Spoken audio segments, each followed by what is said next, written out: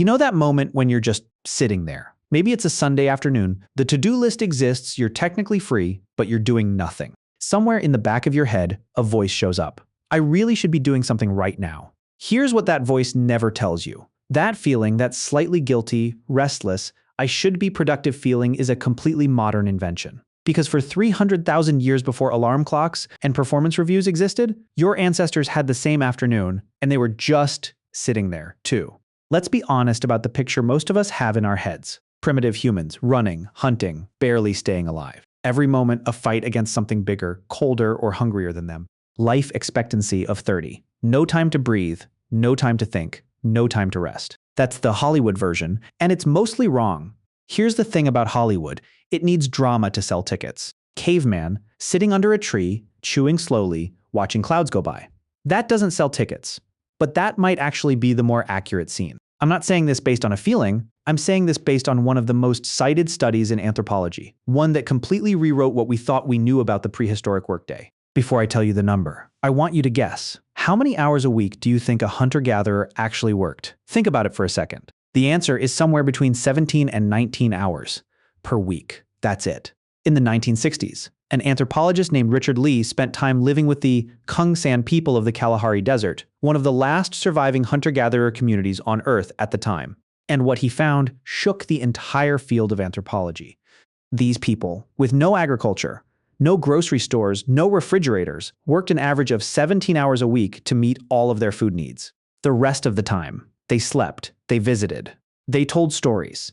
They sat, they watched the fire, they did exactly nothing. Not because they were lazy, not because they had nothing else to do, but because there was nothing else that needed doing. Now translate that to your life for a second. You work what, 40 hours a week? 50? And still feel behind. Your ancestor worked 17, and they had enough. Here's where it gets philosophically uncomfortable. An economist named Marshall Solins looked at all of this and made an argument that still causes arguments in academic circles today. He called hunter-gatherers the original affluent society. Affluent, rich, enough. Not because they had a lot, but because they didn't want a lot. I want you to sit with this question for the next few minutes. Someone who owned nothing was considered the richest version of human. What does that say about someone who owns everything and still feels behind? I'll come back to this. Now, let's talk about something that changed everything.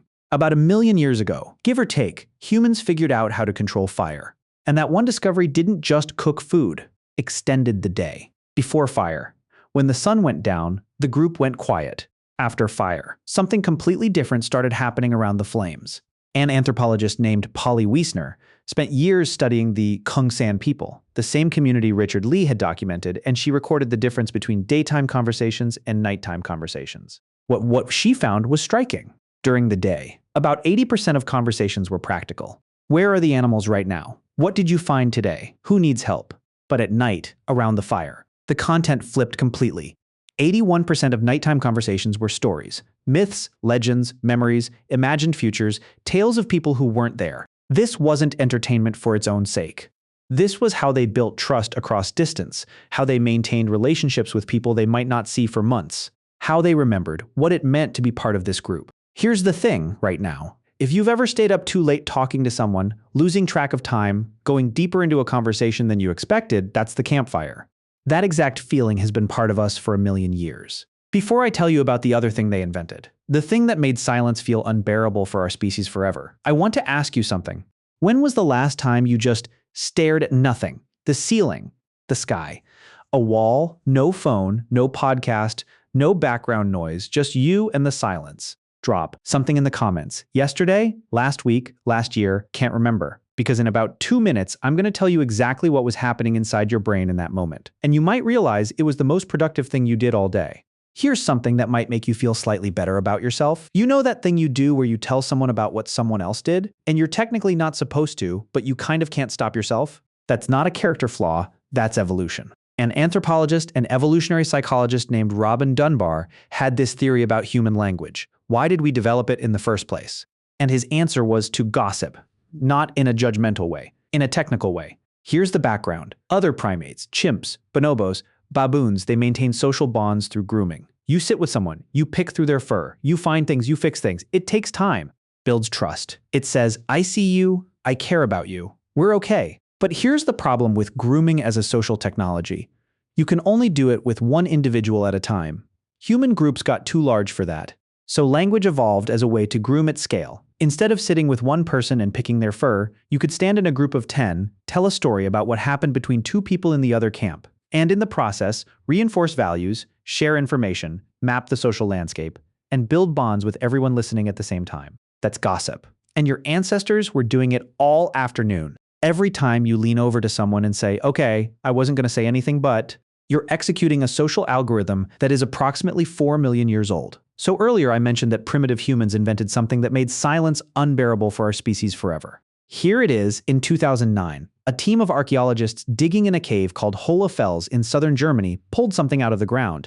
It was a flute, carved from a vulture bone about 8 inches long, and it was 40,000 years old. Think about what that means. Before agriculture, before writing, before cities, before anything we call civilization, someone sat down in a cave, spent hours carving holes into a bird bone at precise, deliberate intervals, and made something whose only purpose was to produce a beautiful sound. Not food, not a weapon, not a survival tool, just music. Nicholas Conard, the archaeologist who led the excavation, said this find rewrites our understanding of the cognitive capacity of early humans. Because making a flute isn't just making a noise. It requires imagination. It requires the concept of beauty. It requires the idea that a sound can be worth working for. Your ancestors didn't just pass time. They built entire worlds inside of it. Okay, this is the part I promised you. Back to the comment you were supposed to leave. When was the last time you stared at nothing? Here's what was actually happening in your brain. In that moment, your brain has a system. Neuroscientists call it the default mode network. It's a set of regions that light up not when you're doing something, but when you stop doing something. When you're idle, when you're bored, when you're staring at the wall or watching clouds. For a long time, scientists thought this network was just background noise, the brain doing nothing. The neural equivalent of a screensaver. Then in 2001, a neuroscientist named Marcus Reichel at Washington University published research that changed that completely. The default mode network isn't background noise. It's where creativity lives. It's where self-awareness comes from. It's where your brain processes social complexity, figures out how to read other people, predict their behavior, understand how you fit into the world around you. In other words, the network that only activates when you do nothing is responsible for some of the most important things a human brain actually does. Here's the kicker. When you open your phone and start scrolling, you deactivate it. The algorithm gives you just enough stimulation to stay awake, but not enough to satisfy anything. And the entire time, the default mode network is sitting in the dark, waiting. So when you feel that hollow, unsatisfied feeling after 90 minutes of scrolling, that's your brain telling you it hasn't actually rested. Your hunter-gatherer ancestor who sat under a tree for 2 hours and stared at the horizon. They were running their most important software. Now let's talk about something you do every single night, or at least try to: sleep. We've all heard the advice: 8 hours, go to bed at the same time, wake up at the same time. Follow the sun. Your ancestors went to sleep at sunset, right? In 2015, a team of researchers led by Jerome Siegel at UCLA decided to actually test this by measuring the sleep patterns of the Hadza people in Tanzania. The Hadza are one of the last true hunter-gatherer communities on Earth. They live without electricity, without clocks, without schedules. Anyone sleeps like our ancestors, it should be them. Here's what they found. The Hadza sleep an average of 6.25 hours a night, not 8, 6.25. And they don't go to sleep at sunset. They go to sleep about 3 to 4 hours after sunset, typically when the temperature starts to drop. They don't wake up at sunrise. They wake up when it's warm enough. There's no fixed schedule, no alarm, no anxiety about whether they're getting enough. What Siegel's team concluded was striking. The human body doesn't have a rigid 8-hour sleep requirement. It has a temperature-regulated, flexible sleep system. So if you've ever lain awake at 11 p.m. feeling like you're failing at something as basic as sleeping, you're not broken. You're just being asked to run a biological system inside a context it was never designed for. One more thing, and this one might be the most personal. Think back to being a kid. Not organized activities, not lessons, not practice. I mean the other kind of playing. The kind where you went outside and something just happened, where you made the rules, where no adult told you what the game was, where time disappeared and you came back inside when it was dark. That kind of play. Anthropologist and evolutionary psychologist Peter Gray at Boston College spent years studying children in hunter-gatherer societies. And what he found was that in virtually every traditional community he studied, children were given extraordinary freedom. They played all day, with minimal adult supervision in mixed age groups, doing things that looked completely unproductive from the outside. And this play wasn't just fun. It was the training ground for everything: social negotiation, risk assessment, creativity, emotional regulation, the ability to lose and keep going. Gray argues that the dramatic rise in anxiety and depression among modern children tracks almost perfectly with the decline of unstructured free play. When did you stop playing like that? Most adults can name the year. It's usually around the time school got serious, or schedules got full, or someone told you that what you were doing wasn't productive enough. But here's the thing, that capacity didn't go anywhere. Your brain still has it. Every time you lose track of time doing something you're genuinely absorbed in. That's it. That's exactly it.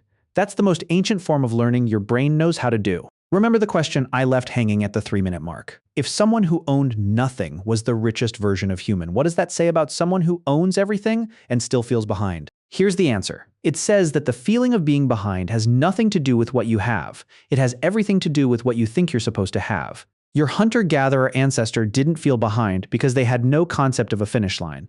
There was no productivity metric, no performance review, no comparison to the person in the next cave who seemed to have it all figured out.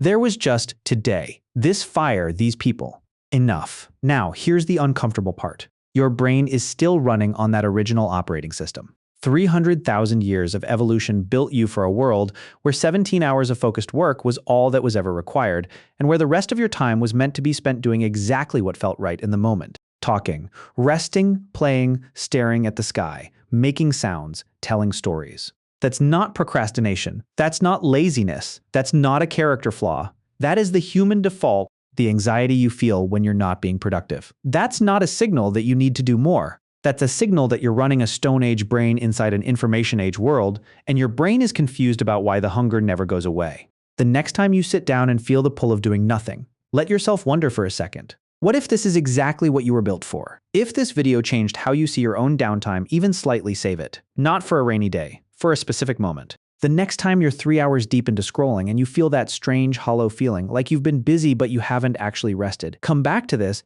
because that feeling, that's your ancient brain sending you a message. It's not asking for more content, it's asking for nothing. And nothing, as it turns out, is exactly what you were built for.